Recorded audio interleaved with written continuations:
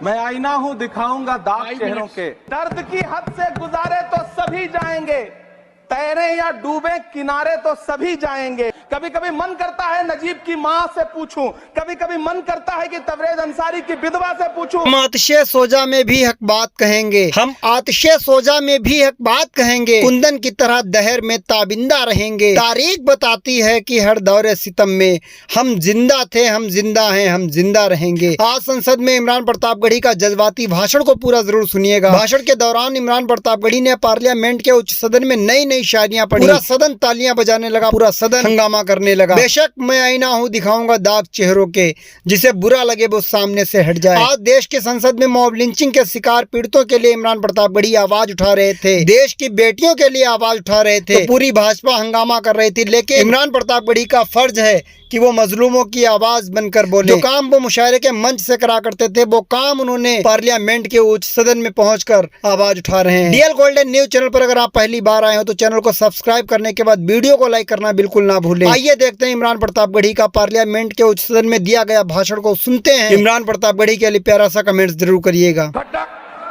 मैं आईना हूं, दिखाऊंगा दाग चेहरों के।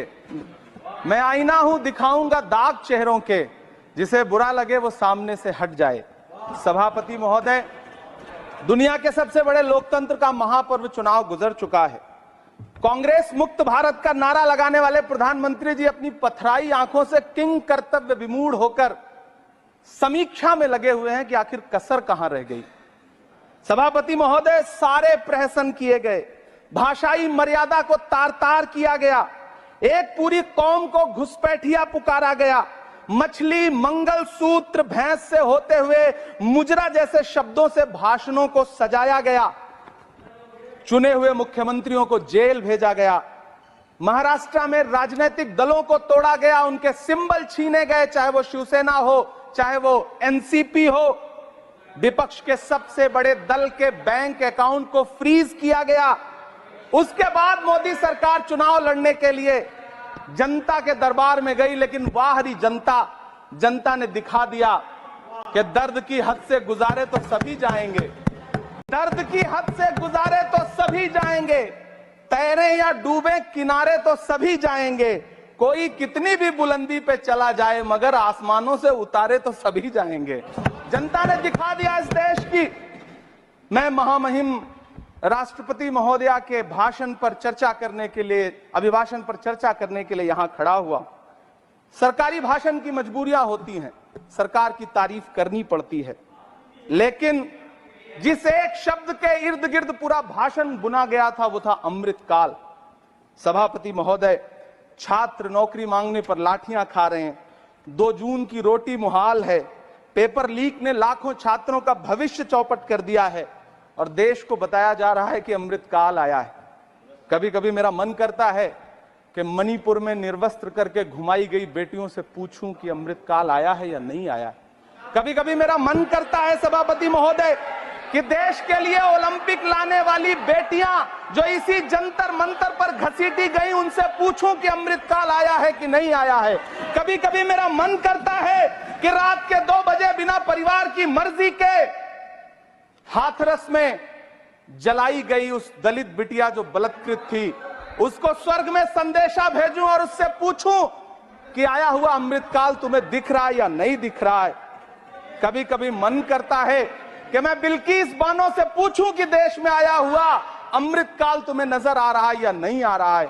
सभापति महोदय, कभी कभी मन करता है कि भीड़ के जरिए लिंच करके मारे गए पहलू खान की 85 साल की दोनों आंखों की अंधी मां से पूछूं कि देश में आया अमृतकाल तुम्हें दिख रहा है या नहीं दिख रहा है। कभी कभी मन करता है कि ईद के कपड़े खरीद कर लौट रहे 17 साल के हाफिज जुनैद से पूछूं, जिसे बल्लभगढ़ में ट्रेन में लिंच करके मार दिया गया, कि अमृतकाल आया है या नहीं आया है। कभी कभी मन करता है नजीब की मां से पूछूं, कभी कभी मन करता है कि तबरेज अंसारी की विधवा से पूछूं, कभी कभी मन करता है कि सहारनपुर के उन 3 बच्चों से पूछूं जिन्हें छत्तीसगढ़ में लिंच करके मार दिया गया। सभापति महोदय, कभी कभी मन करता है कि मैं गुजरात के चिखोदरा में क्रिकेट मैदान में लिंच करके मार दिए गए सलमान बोहरा के परिवार से पूछूं कि अमृतकाल आया है या नहीं आया है। कभी कभी मन करता है कि मैं अलीगढ़ के औरंगजेब उर्फ फरीद से पूछूं जिसे लिंच करके मार दिया गया और बाद में उसी मृतक के ऊपर डकैती का मुकदमा कायम किया गया। सभापति महोदय, यह कैसा अमृतकाल है जिसके अभिभाषण में स्वास्थ्य पर सिर्फ आधे मिनट पर चर्चा हुई। कैंसर के मरीज दिन ब दिन बढ़ रहे हैं, हार्ट अटैक से हंसते खेलते बच्चे जान गंवा रहे हैं, कभी क्रिकेट के मैदान में कभी जिम में, और इस सरकार के पास स्वास्थ्य पर बात करने के लिए आधा मिनट है। सभापति महोदय, कोविड वैक्सीन को लेकर के लंदन की अदालत से जो तथ्य देश के सामने आए हैं, उन्होंने भय फैला रखा है। कांग्रेस की सरकारों ने भी चेचक, पोलियो और प्लेग जैसी महामारियों के टीके लगवाए, लेकिन न तो कभी सर्टिफिकेट पर अपना फोटो छपवाया और न कभी उसके नाम पर वोट मांगे।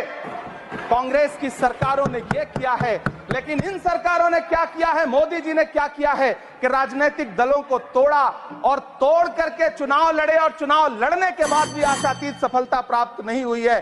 सभापति महोदय, अंतिम 1 मिनट आपसे लूंगा, मुझसे बहुत सारे आधा minute please. 1 minute sir. You have made a speech, you know what you have did. अंत में सभापति महोदय, मैं अंत में यही कहना चाहता हूं कि चुनाव समाप्त हो चुके हैं, सरकार बन चुकी है, लेकिन मुझे इस देश के प्रधानमंत्री जी से यह कहना है कि आप नारे लगाते थे सबका साथ सबका विकास। चुनाव के बाद अंतिम बात सर की ये झूठी सच्ची अदाकारी, अंतिम बात शेर सुना दो, अंतिम बात। Time is over. You can't follow time also. Take your seat now. Siri, Josh के money, nothing will go on record. Siri, नहीं बाकी है सर, मैं देख रहा हूँ सर, उस पर मत देखिए।